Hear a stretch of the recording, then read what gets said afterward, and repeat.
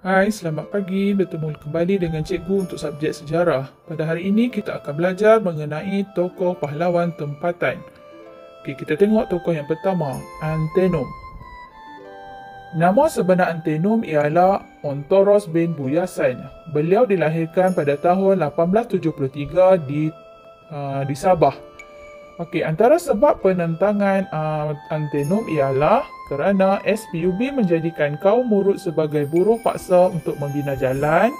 Yang kedua, SBUB tidak menghiraukan adat dan kepercayaan penduduk dengan menceroboh kawasan hutan yang dianggap mengganggu roh nenek moyang mereka.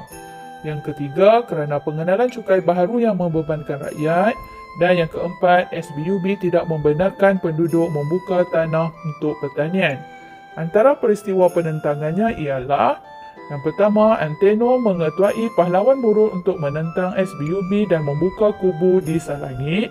Yang kedua, pada tahun 1915, Antenum melancarkan serang hendap dengan menggunakan tombak, pedang dan sumpit. Dan akhirnya, Antenum menyerah diri kepada SBUB untuk menyelamatkan keluarga, pengikut dan kaum Murut yang lain.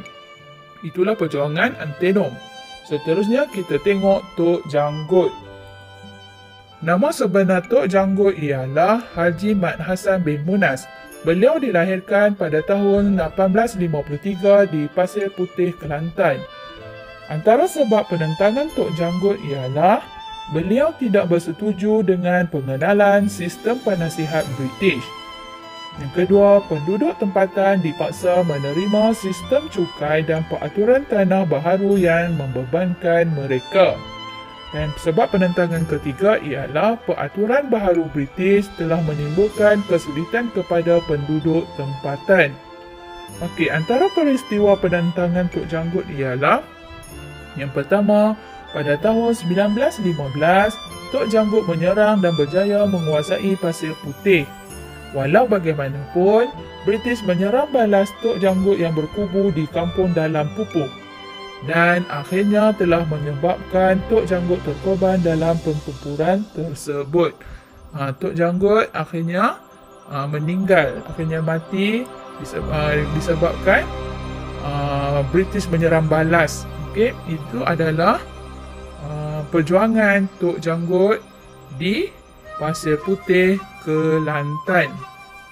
Seterusnya kita tengok Haji Abdul Rahman Limbung.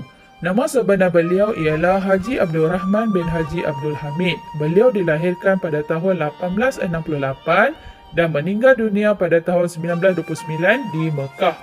Sebab penentangannya ialah kerana British memperkenalkan undang-undang baharu yang membebankan rakyat seperti peraturan tanah. Yang kedua, kerana British mengancam untuk mengenakan tindakan undang-undang sekiranya penduduk tempatan enggan membayar cukai.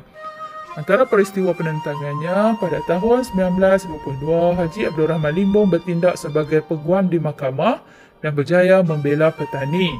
Yang kedua, pada tahun 1928, petani dan pengikut Haji Abdul Rahman Limbung telah menawan balai polis di Kuala Berang. Dan yang seterusnya, British melancarkan serangan balas. Dan akibatnya Haji Abdul Rahman Limbung ditangkap atas tuduhan menghasut dan seterusnya dibuang negeri ke Mekah. Itu adalah perjuangan Haji Abdul Rahman Limbung.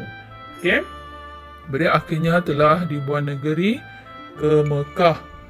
Antara sebab penentangannya hanyalah kerana beliau tidak berpuas hati dengan undang-undang baharu yang diperkenalkan oleh pihak British yang dianggap terlalu membebankan rakyat.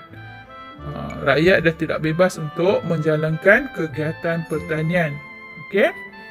Dan antara lain, British juga mengancam untuk mengenakan tindakan undang-undang sekiranya rakyat tidak mengikuti undang-undang baharu yang dibuat.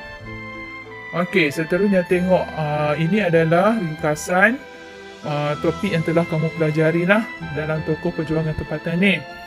Pahlawan tempatan antaranya Dul Said, Syarif Masahur, Yang Tuan Antah, Mat Saleh, Tok Janggut, Rentak, Datuk Maharajalela, Datuk Bahaman, Antenum, Haji Abdul Rahman Limbung.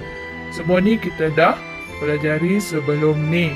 Cikgu harap kamu Ingat lagi apa yang dipelajari? Okey, ini adalah latihan kamu pada hari ini. Tengok dalam buku teks kamu dan buat dalam buku nota. Buku teks dalam muka surat 72. Salin di atas sahaja, terangkan lokasinya. Okey, cikgu rasa sampai setakat ini dahulu penerangan cikgu untuk topik ini.